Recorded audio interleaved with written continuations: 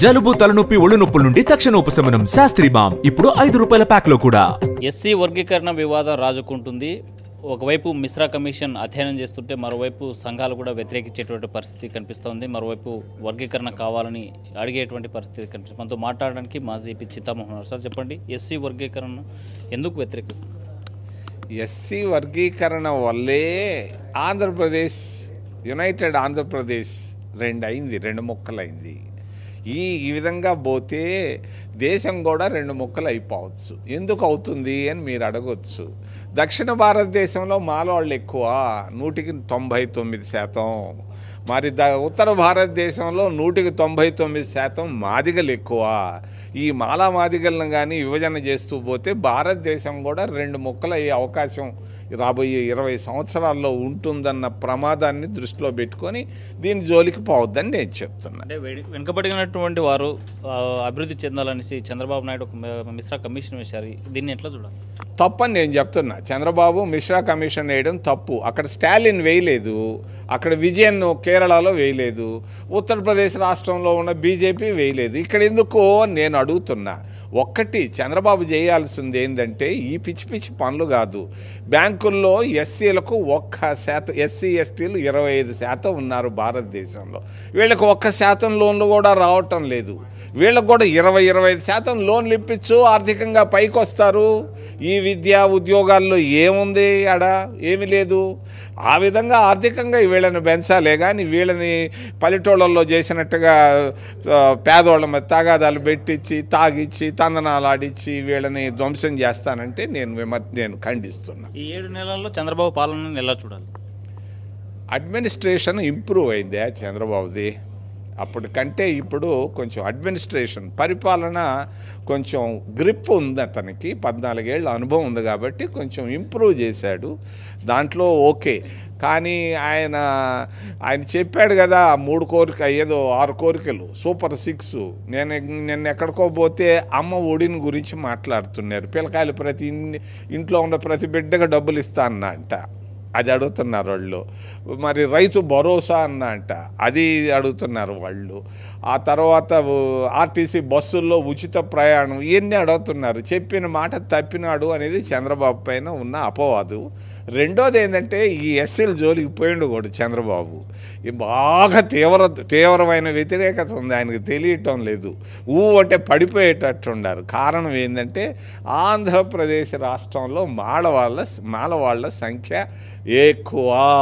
190 మంది ఉన్నారు ఎస్సీల్లో. వీళ్ళు కర్నూలులో ఉండొచ్చు, అనంతపూర్లో ఉండొచ్చు, ఒంగోలులో ఉండొచ్చు, కానీ మిగిలినంతా ఎస్సీలు. వాళ్ళ ముడ్లో ఏలు పెట్టాడు చంద్రబాబు నాయుడు. దీనివల్ల చంద్రబాబు నాయుడు పైన వ్యతిరేకత బాగా లోపల అండర్ గ్రౌండ్లో ఉంది. అది పరిస్థితి. ఆయన చెప్పినా చేయలేకపోతున్నాడు. ఈయన అవుట్ అయ్యాడు. మా మిత్రుడు కుమారుడు అవుట్ జగన్మోహన్ రెడ్డి ఆడాడనో లండన్లో పోయి కూర్చున్నాడు. వాళ్ళ మనిషే ఈరోజు రాజీనామా పెట్టి బీజేపీలోకి వెళ్ళేదని రెడీగా ఉన్నాడు. కాబట్టి జగన్మోహన్ రెడ్డి ఫెయిల్ అయినాడు. చంద్రబాబు నాయుడు చెడ్డీ జారిపోతూ ఉంది. కాంగ్రెస్ పార్టీ వైపు అందరూ చూస్తున్నారా? కాంగ్రెస్ పార్టీలో ఈ రోజున్న సమస్య ఏంటంటే లీడర్లు ఎవరు గ్రౌండ్కు పోవటం లేదు, కాలనీలకు వెళ్ళటం లేదు, కాంగ్రెస్ పార్టీ సిద్ధాంతాల గురించి చెప్పటం లేదు. ఇది ఒక సమస్య మాకుంది. దీన్ని మేము అధిగమిస్తాం తప్పకుండా. 29లో మేము కాంగ్రెస్ పార్టీ ఆంధ్రప్రదేశ్ రాష్ట్రంలోనే కాదు భారతదేశంలో కూడా ప్రభుత్వాన్ని ఏర్పాటు చేస్తాం. రాష్ట్రంలో మనం డిప్యూటీ సీఎంలో గొడవ ఒకటి జరుగుతుంది. లోకేష్ను డిప్యూటీ సీఎం చేయాలనేసి ఆ పార్టీ డిమాండ్ చేస్తుంది. మరోవైపు జనసేన అంటే కూటమిలో ఉన్నటువంటి వారు కూడా తక్కువ చేస్తున్నారు, పవన్ కళ్యాణ్ చూస్తున్నారు. ఈ తగాదాన్ని ఎలా చూడాలి? ఇప్పుడు స్టాలిన్ కొడుకున్నాడు ఉదయనిధిని డిప్యూటీ సీఎం ఆయన చేసినాడు. చంద్రబాబు నాయుడుకి కూడా కొడుకున్నాడు. ఆయన చేయాలనంటే ఎవరు అడ్డం పోతారు? నేను అడ్డం పోను. నాకేం వచ్చింది? వాళ్ళ సమస్య వాళ్ళు తీర్చుకుంటారు. స్టాలిన్ కొడుకు అయినాడు అక్కడ. ఇక్కడ ఏమి ఈయనైతే ఎవరికి నాకేం నష్టం లేదు. మరోవైపు మనం చూస్తున్నాము, దావోస్ నుంచి ఏపీకి నిధులు రాలేదు. పక్కన ఉన్నటువంటి తెలంగాణకి వరదల వస్తూ ఉన్నాయి. ఆ రకమైనటువంటి ఎందుకోసమని ఏపీ పట్ల పెట్టుబడిదారులు రాకపోవడం కారణం భౌగోళిక పరిస్థితులు, ఉష్ణోగ్రతలు. హైదరాబాదు అంటే అందరు ఇష్టపడుతున్నారు. బొంబాయి కంటే కూడా హైదరాబాదు యోగ్యమైనటువంటి ప్రాంతం అనుకుంటున్నాను. కారణం ఏంటంటే అక్కడ ఉన్నటువంటి ఉష్ణోగ్రత టెంపరేచర్ 22 డిగ్రీలు ఎప్పుడు దాదాపుగా ఉంటా ఉంది. ఆ ఉష్ణోగ్రతలను ఇష్టపడుతున్నారు. హైదరాబాదు కేంద్రంలో ఏమైనా చేసేదాన్ని పరిశ్రమల వాళ్ళు ఇష్టపడుతున్నారు. అక్కడ అమరావతిలో పెట్టేదానికి ఎవరు రారు, తొందరపడి ఎవరు రారు. కృష్ణానది తీరంలో ఎవరు పెడతారు, పెట్టినా కూడా అది అంతంత మాత్రం.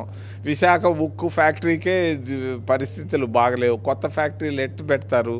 కాబట్టి కొంత టైం పడుతుంది, నమ్మకం కుదరాలి. ఈరోజు ఒకప్పుడు విదేశీ పెట్టుబడులు వచ్చేది కాదు. కాంగ్రెస్ పార్టీ వచ్చినప్పుడు విదేశీ పెట్టుబడులు తోసుకొని వచ్చాయి. మరి ఈయన కూడా కొంత నమ్మకం కుదుర్చుకోవాలి బయట దేశాల్లో. ఆయన ప్రయత్నం ఆయన చేస్తున్నాడు, చూస్తాం.